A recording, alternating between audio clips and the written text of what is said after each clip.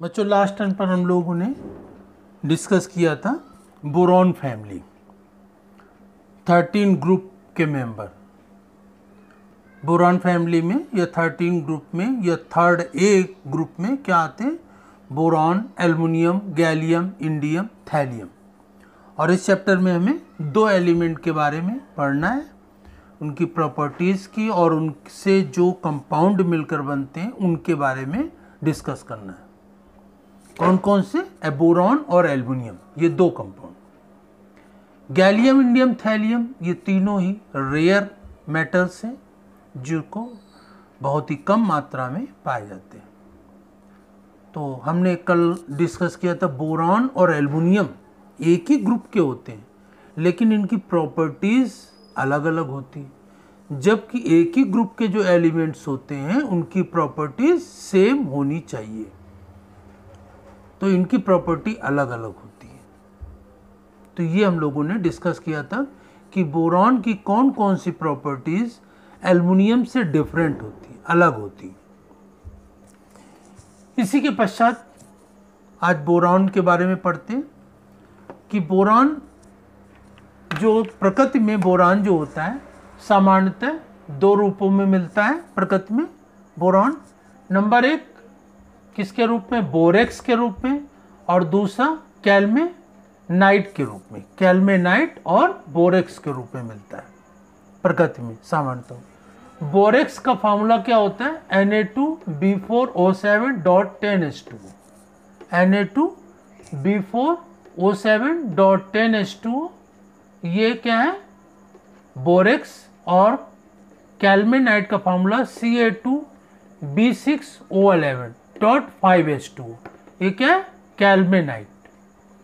तो ये दो रूपों में प्रकृति में बोरॉन मिलता है। बोरॉन के ही दो अपर रूप होते हैं, एलोट्रॉप्स मतलब अपर रूप। जब कोई पदार्थ यौगिक प्रकृति में दो या दो से अधिक रूपों में पाया जाता है तो उसे हम क्या कहते हैं? अपर रूप। और उसके इस गुण को अपर रूपता कहते हैं। ये एलोट्रॉपिज्म, कंपाउंड को एलोट्रॉप कहते हैं। तो बोरॉन के दो एलोट्रॉप्स, एमॉर्फस और क्रिस्टलाइन। एमॉर्फस का मतलब ये चूर्ण के रूप में पाउडर जाता है, पाउडर के रूप में। और क्रिस्टलाइन मतलब कि कठोर क्रिस्टल के रूप में पाया जाता है। तो दो रूप होते हैं इसके। तो जो एमॉर्फस चूर्ण के रूप में है, तो बोरॉन ट्राईऑक्साइड की रिएक्शन मैग्नीशियम से कराते हैं। तो ये जो बोरॉन प्राप्त हो रहा है ये, और मैग्नीशियम ऑक्साइड, तो ये बोरॉन क्या है? एमॉर्फस। एमॉर्फस बोरॉन है और चूर्ण के रूप में होता है, ब्राउन कलर का होता है। इसके पश्चात इसी बोरॉन की, एमॉर्फस बोरॉन की जो चूर्ण के रूप में बोरॉन होता है, उसकी विभिन्न पदार्थों से क्रिया कराने पर कौन कौन से यौगिक प्राप्त होते हैं तो वो देखते हैं। तो इसमें बोरॉन की रिएक्शन नाइट्रोजन से कराते हैं तो बोरॉन नाइट्राइट प्राप्त होता है, बोरॉन नाइट्राइट। इसी प्रकार से बोरॉन की ऑक्सीजन से रिएक्शन कराते हैं तो बोरॉन ट्राईऑक्साइड प्राप्त होता है। इसी प्रकार से बोरॉन की सल्फर से रिएक्शन कराते हैं तो बोरॉन ट्राईसल्फाइड प्राप्त होता है। बोरॉन की क्लोरीन से रिएक्शन कराते हैं तो बोरॉन ट्राईक्लोराइड प्राप्त होता है। बोरॉन की वाटर से रिएक्शन कराते हैं तो बोरॉन ट्राईऑक्साइड प्राप्त होता है। बोरॉन की नाइट्रिक एसिड से रिएक्शन कराते हैं तो ये आर्थोबोरिक एसिड प्राप्त होता है, H3BO3, आर्थोबोरिक एसिड। इसी प्रकार से बोरॉन की सिलिका से रिएक्शन कराते हैं SiO2 से तो ये बोरॉन ट्राईऑक्साइड प्राप्त होता है। इसी प्रकार से बोरॉन की सोडियम हाइड्रोक्साइड जल से रिएक्शन कराते हैं तो NaBO2 + H2 प्राप्त होता है। तो इस प्रकार से जो एमॉर्फस फास्फोरस होता है, अर्थात जो चूर्ण के रूप में होता है, उसकी रिएक्शन विभिन्न तत्वों से, यौगिकों से कराने पर कौन कौन से कंपाउंड या यौगिक प्राप्त होते हैं वो हम लोगों ने ये डिस्कस किया। अब इसके पश्चात इसमें ये ध्यान रखना है कि एमॉर्फस मतलब कि चूर्ण के रूप में होता है और उसकी यौगिक की क्रिया कराते हैं, सभी पदार्थों से क्रिया कराते हैं, रिएक्शन कराते हैं। और जो क्रिस्टलाइन होता है, सॉलिड होता है, तो वो ये बोरान ट्राई आयोडाइड, इसको गर्म करते हैं, है ना, थैलियम की प्रेजेंस में। तो ये बी जो प्राप्त हो रहा है और आयोडीन प्राप्त हो रहा है, अलग हो रहा है। तो बोरॉन ट्राई आयोडाइड को जब गर्म करते हैं तो बोरॉन अलग हट जाता है, आयोडीन अलग हो जाता है। तो ये जो बोरॉन प्राप्त हो रहा है ये क्या है, क्रिस्टलाइन बोरॉन है। ये बोरॉन कैसा होता है, वेरी हार्ड, बहुत ही कठोर होता है और रासायनिक रूप से केमिकली ये इनएक्टिव होता है, जल्दी किसी से क्रिया नहीं करता है और ब्लैक कलर का होता है, ब्लैक सॉलिड होता है, काले रंग का कठोर पदार्थ होता है।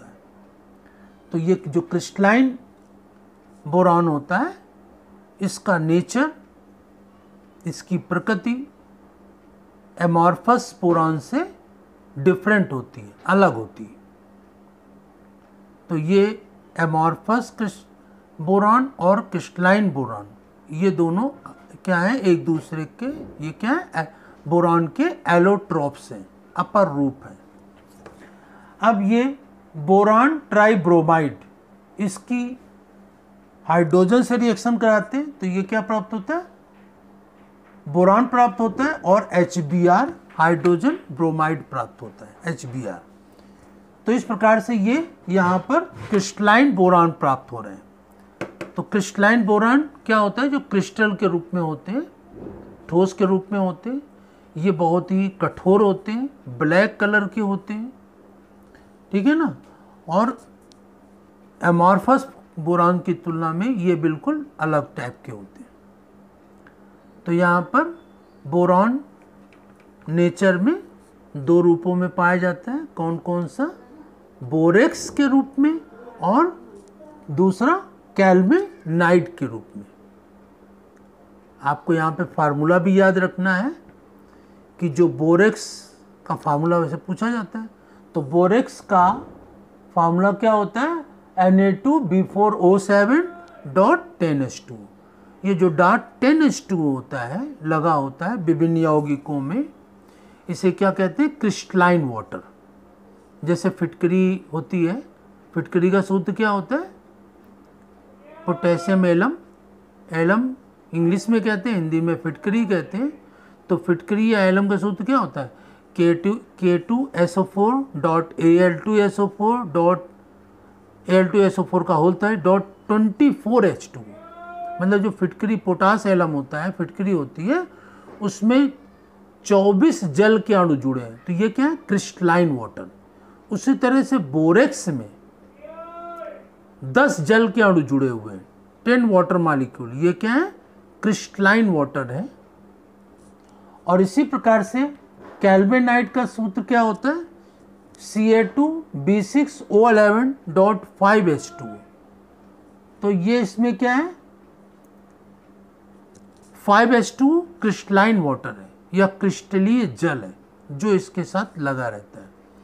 और जब इनको बोरेक्स को या कैल्मेनाइट को जो है नेचर में पाए जाते हैं, इनको गर्म किया जाता है, तो गर्म करने पर क्या होता है कि इनमें जो क्रिस्टलाइन वाटर होता है वो पहले ही बाहर निकल जाता है। तो इस प्रकार से ये बोरॉन प्रकृति में बोरेक्स और कैल्मेनाइट के रूप में पाए जाते हैं। इनके फार्मूले क्या होते हैं, इनको आपको याद करना। और बोरॉन के जो एलोट्रॉप्स होते हैं, अपर रूप होते हैं, वो कौन कौन से होते हैं और उनकी प्रकृति क्या होती है, नेचर क्या होता है। तो इधर मैंने ये किया है क्या, एमॉर्फस जो चूर्ण के रूप में फास्फोरस होता है, और उधर वो जो बोरॉन क्रिस्टलाइन होता है, सॉलिड होता है, ब्लैक कलर के होता है और बहुत ही कठोर होता है, सॉलिड होता है, उसको डिस्कस किया है, वो कैसे प्राप्त होता है। तो इस प्रकार से बोरॉन किस रूपों में पाया जाता है, क्या एलोट्रॉप्स होते हैं, उनके फार्मूले क्या होते हैं, इसको अच्छी प्रकार से समझ करके अपनी फेयर कॉपी में नोट करेंगे और तैयार करेंगे। नेक्स्ट टर्न पर इसी के आगे